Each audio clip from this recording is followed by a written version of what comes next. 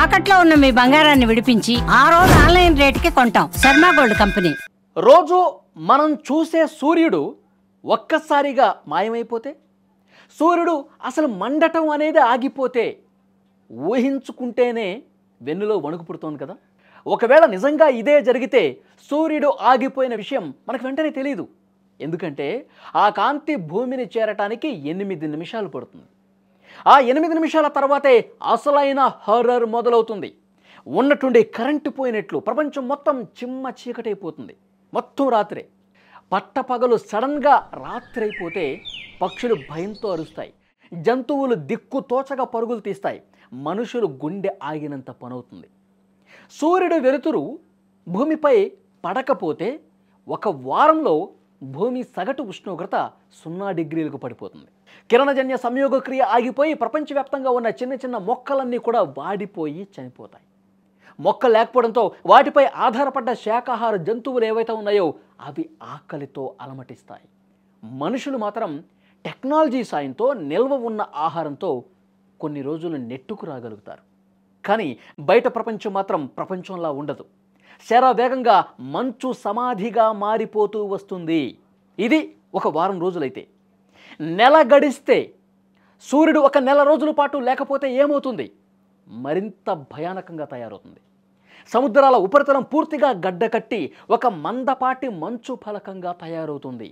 ఆశ్చర్యకరంగా ఆ మంచు కింద ఉన్న నీరు మాత్రం భూగర్భం నుంచి వచ్చే వేడి వల్ల ఇంకా ద్రవ రూపంలోనే ఉండి సముద్ర జీవుల్ని కొంతకాలం బతికిస్తుంది. భూమిపై మాత్రం అడవి జంతువులు, పశుపక్షాదులు విపరీతమైనటువంటి చలికి తట్టుకోలేక అంతరించిపోతాయి.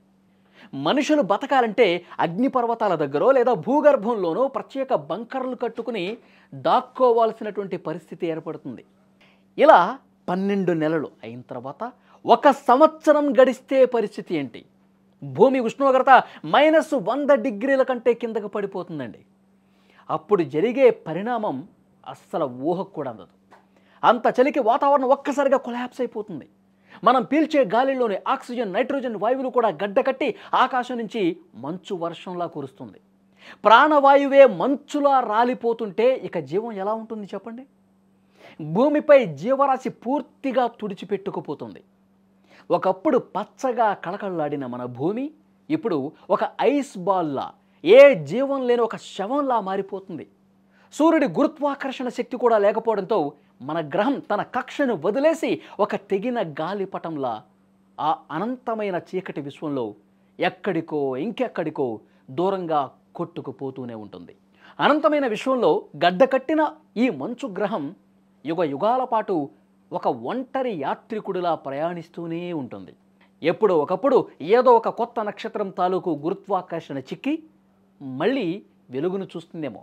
ఇప్పుడు సూర్యుడిలాగా అప్పుడేదన్నా ఒక వెలుగు వచ్చి ఒక నక్షత్రం, ఒక మండే నక్షత్రం దానికి తారసపడి అప్పుడు సూర్యుడు వస్తే మళ్ళీ తన సహజ రూపాన్ని దక్కించుకునే అవకాశం ఉంటుంది.